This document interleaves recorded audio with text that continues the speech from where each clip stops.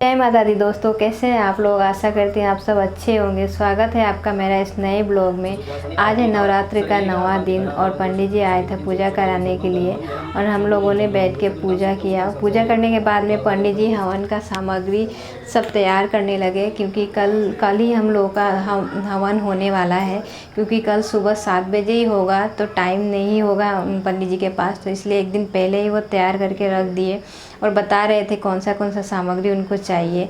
फिर मैं पंडित जी के लिए नाश्ता बनाने लगी। रोटी बनाया, फिर आलू दम बनाया था उनके लिए और उनको परोस के मैंने दे दिया और वो बैठ के खाए और वो खुश हो गए क्योंकि उनको अच्छा लगा खाना। उसके बाद में फिर मैं भोग का तैयारी करने लगी। आज है नवमी का दिन और नवमी के दिन हम हर साल भोग प्रसाद चढ़ाते हैं। तो प्रसाद में हम लोग पहले पुआ बनाते हैं, उसके बाद में पूड़ी बनाते हैं। तो पहले मैंने पुआ का घोल तैयार किया, उसमें चीनी डाल के उसको साइड में रख दिया क्योंकि चीनी घुलने में थोड़ा टाइम लगता है। उसके बाद में मैं पूड़ी का आटा गूँथने लगी। उसके बाद में होने के बाद में फिर मैं कढ़ाई चढ़ा दी। कढ़ाई चढ़ाने के बाद में सब कुछ पोंछ दिया क्योंकि सब भीगा हुआ था। उसके बाद में फिर मैं तेल को डाल दिया। तेल के डालने के बाद में कढ़ाई को गर्म होने के लिए रख दिया। उसके बाद में मैं पूड़ियाँ बेलने लगी।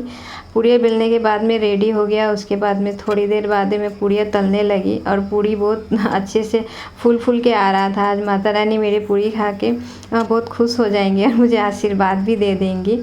उसके बाद में ये सारा पूरी बन के रेडी हो गया। ये देखिए पूरी बन के रेडी हो गया। उसके बाद में पुआ बनाना था तो मेरे हस्बैंड मेरे हेल्प करने आ गए, तो वो मैंने पुआ डाल दिया और वो पुआ छानने लगे। उसके बाद में फिर बाबू तंग करने लगा था, फिर वो चले गए। उसके बाद में मैं बनाने लगी और बाबू आके मेरे गोद में बैठ गया और मुझे भी तंग करने लगा और पुआ बनाने ही नहीं दे रहा था। उसके बाद में फिर हस्बैंड आए और मैं उनको डाल के दे रही थी पुआ और वो बना रहे थे, छान रहे थे। मेरे पतिदेव कढ़ा का तैयारी करने लगे तो उससे बालू बिछाने लगे, क्योंकि बालू ने बिछाने से अगर उसमें आग जलाया जाएगा तो नीचे वो जल जाएगा, तो ये बिछा देने से वो नहीं जलेगा। तो उसके बाद में वो गोईठा को डालने लगे। गोईठा उसके बाद में मम्मी बोली कि साड़ी को चून लगा दो माता रानी को पहनाने के लिए। तो ये साड़ी माता रानी को पहनाने के लिए मैंने तय करने लगी। उसके बाद में तय करके रेडी हो गया, सुंदर से इसको मैंने कर दिया। ये देखिए। उसके बाद में फिर मैंने माता रानी को गोल करके उनको घूंघट की तरह ऐसे करके पहना के रख दिया। फिर माता रानी को खोइचा भरना था, क्योंकि खोइचा साड़ी पहनाने के बाद उनको खोइचा भरना होता है। तो मैंने खोइचे में पुआ पूड़ी लेके उनको आंचल में ऐसे रख दिया। उसके बाद में उनको ऐसे ओढ़ा दिया। उसके बाद में फिर मैंने फूल डाल दिया, फिर पान भी रख दिया मैंने। उसके बाद में फिर मैं भोग का तैयारी करने लगी।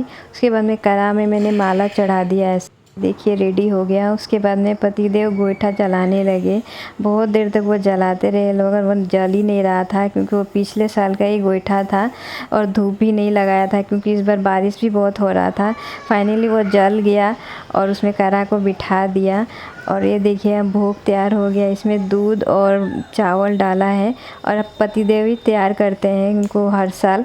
उनको अच्छे से आता है तैयार करना और वो बैठ के प्रणाम भी कर रहे थे, प्रार्थना भी कर रहे थे अच्छे से बन जाए। उसके बाद में मैं भी बैठ के प्रार्थना करी थी कि घर में सब लोग खुशहाल रहे, खुशी रहे, कोई भी संकट हमारे घर के ऊपर ना आए, सब लोग सुख शांति से रहे।